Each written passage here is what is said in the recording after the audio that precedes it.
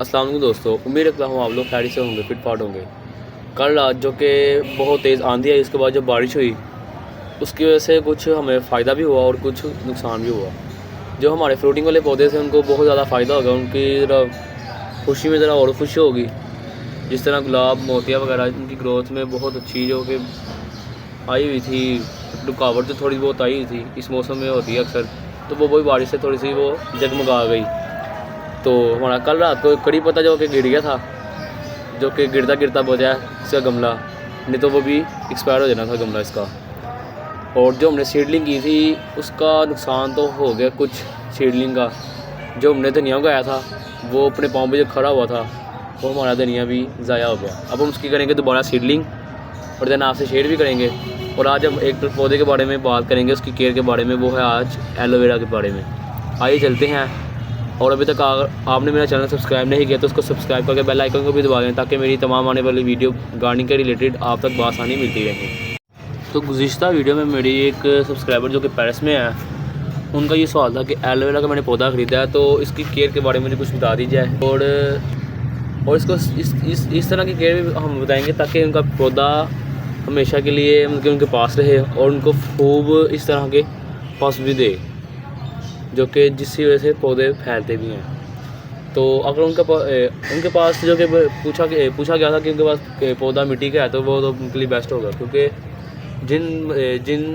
जिन subscriber ने अपने aloe vera के पौधे इसमें लगाए हुए हैं, प्लास्टिक में लगाए हैं, तो उनके लिए बहुत ही अहम सवाल ये होता है कि जब बारिश होती है तो ओवर वाटरिंग बहुत ज़्यादा हो जाती है पौधे में।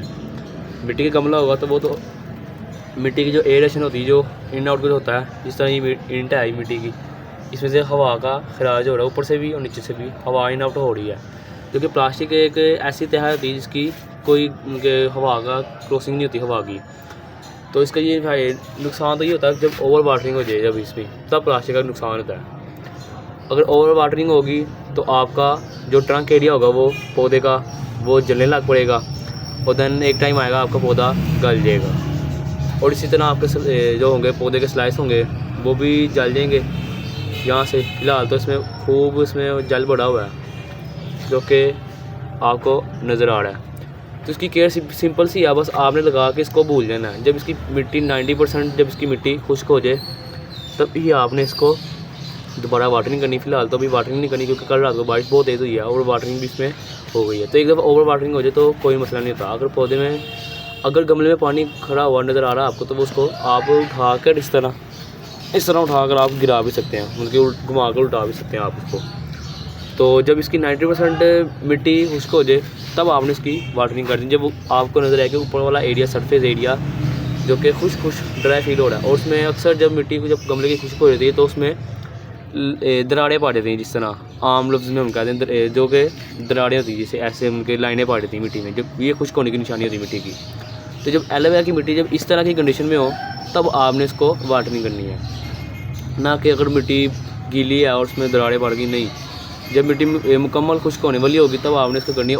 और इसको किसकी केयर में भी ये शामिल होता है कि इसको कहाँ पर रखा जाए। इसको आपने रखना है शेड में।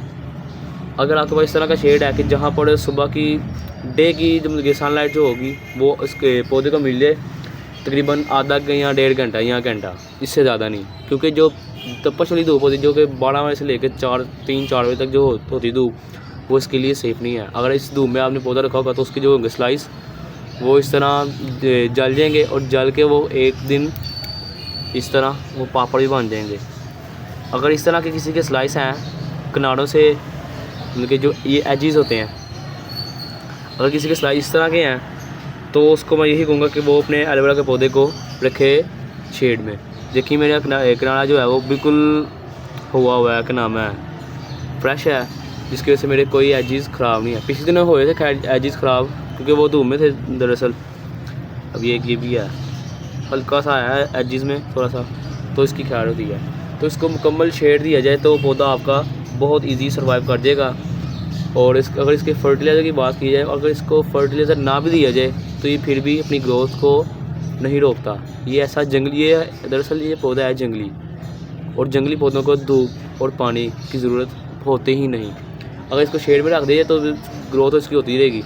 अगर इसको पानी ना भी दिया जाए 2 दिन तो ये अपना पौधा सर्वाइव कर जाता है, क्योंकि इसके स्लाइस में इतना जेल बड़ा होता है कि ये अपना वाटरिंग जब इसकी किल्लत होती है तो अपनी ये स्लाइस में से ही पानी ले लेता है।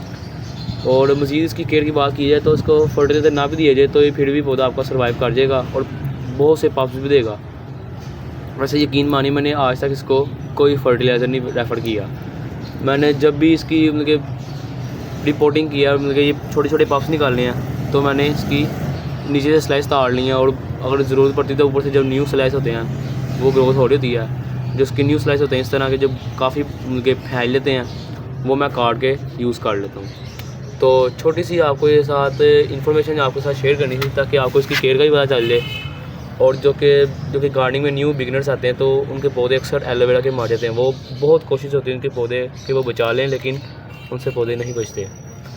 तो ये छोटी सी आपके साथ इन्फॉर्मेशन अगर आपके साथ शेयर करनी थी, तो अभी तक आपने मेरा चैनल सब्सक्राइब नहीं किया तो उसको सब्सक्राइब करके बेल आइकन को भी दबा दें, ताकि इसी तरह की आपको गार्डनिंग के रिलेटेड इन्फॉर्मेशन आप तक मिलती रहे।